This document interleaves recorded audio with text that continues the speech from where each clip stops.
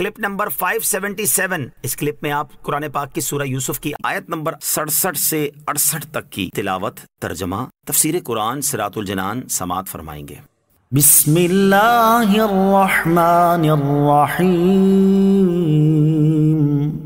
اللہ کے نام سے شروع جو نہایت مہربان رحمت والا ہے۔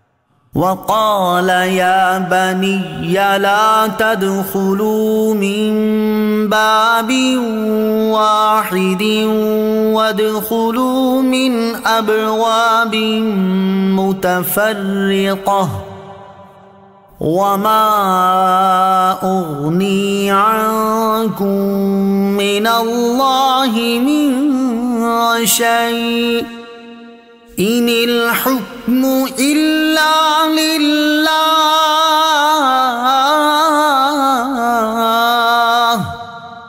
عليه توكلت وعليه فليتوكل المتوكلون۔ ترجمہ، اور فرمایا اے میرے بیٹوں، ایک دروازے سے نہ داخل ہونا اور جدا جدا دروازوں سے جانا، میں تمہیں اللہ سے بچا نہیں سکتا، حکم تو اللہ ہی کا چلتا ہے، میں نے اسی پر بھروسہ کیا اور بھروسہ کرنے والوں کو اسی پر بھروسہ کرنا چاہیے۔ وقال، اور فرمایا جب حضرت یعقوب علیہ السلام کے بیٹے مصر جانے کے ارادے سے نکلے تو آپ علیہ السلام نے سب بیٹوں کو نصیحت کرتے ہوئے ارشاد فرمایا، اے میرے بیٹو، مصر میں ایک دروازے سے نہ داخل ہونا بلکہ جدا جدا دروازوں سے جانا تاکہ بری نظر لگنے سے محفوظ رہو۔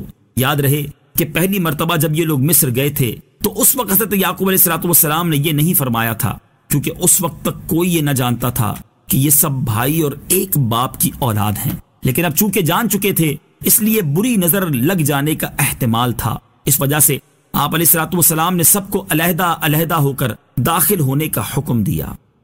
مصیبتوں سے بچنے کی تدبیریں اختیار کرنا انبیاء علیہ السلام کا طریقہ ہے۔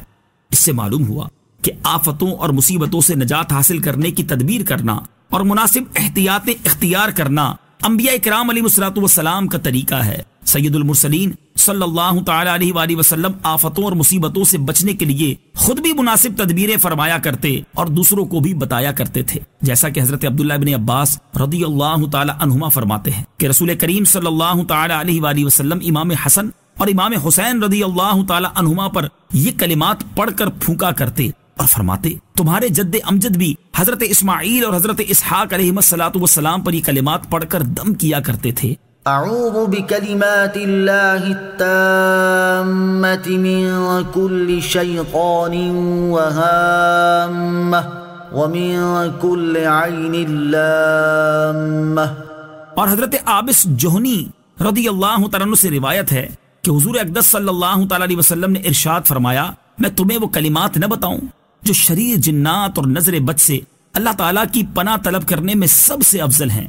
انہوں نے عرض کی، یا رسول اللہ صلی اللہ تعالی علیہ وآلہ وسلم، کیوں نہیں، آپ ضرور بتائیے۔ ارشاد فرمایا وہ کلمات یہ دونوں صورتیں ہیں، نمبر 1 قل اعوذ برب الفلق، اور دوسری قل اعوذ برب الناس۔ بری نظر سے بچنے کی کوشش کرنی چاہیے۔ نیز یہ بھی معلوم ہوا کہ بری نظر سے بچنے کے لیے کوشش کرنی چاہیے کیونکہ اس سے نقصان پہنچ سکتا ہے۔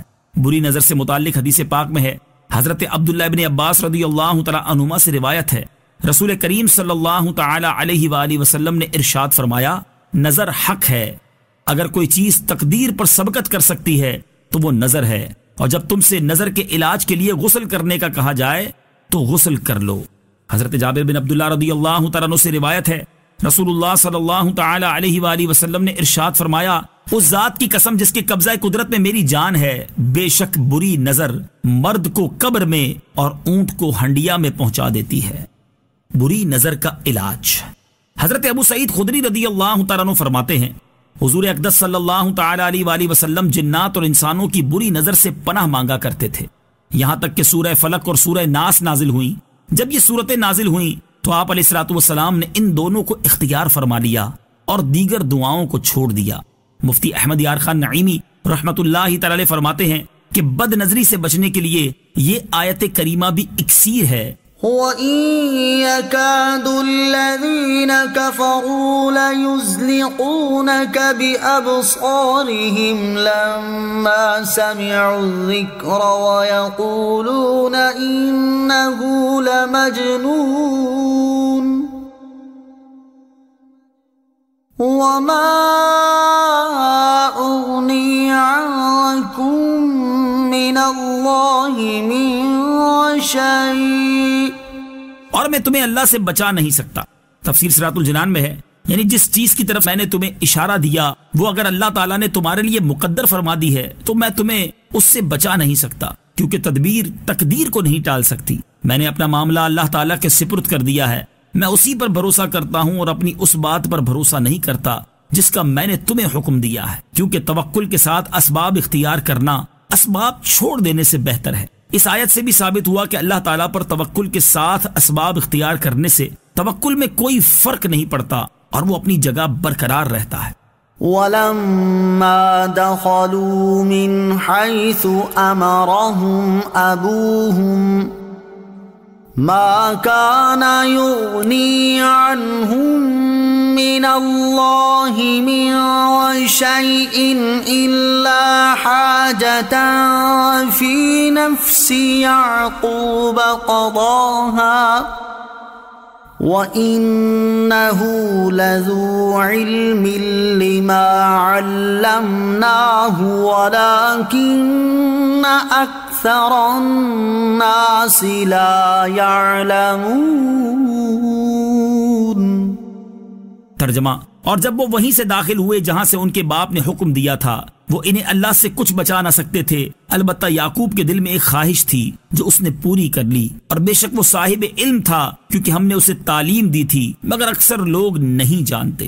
وَلَمَّا دَخَلُوا اور جب وہ داخل ہوئے، آیت کا معنی یہ ہے کہ حضرت یعقوب علیہ السلام کے بیٹوں کا مختلف دروازوں سے شہر میں داخل ہونا ان سے وہ چیز دور نہیں کر سکتا جو اللہ تعالیٰ نے ان کے لیے مقدر فرما دی ہے.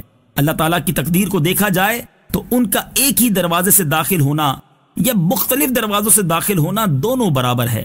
ان کا مختلف دروازوں سے جانا اگرچہ اللہ تعالیٰ کی تقدیر کو نہیں ٹال سکتا، لیکن بد نظری سے بچنے کی یہ تدبیر اختیار کرنا حضرت یعقوب علیہ السلام کے دل کی ایک تمنا تھی جو انہوں نے پوری کر لی.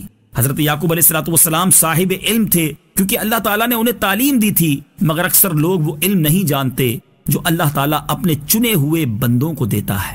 صلو علی الحبیب صلی اللہ تعالی علی محمد صلی اللہ تعالی وسلم. مجھے اپنی اور ساری دنیا کی لوگوں کی اصلاح کی کوشش کرنی ہے انشاءاللہ عز و جل.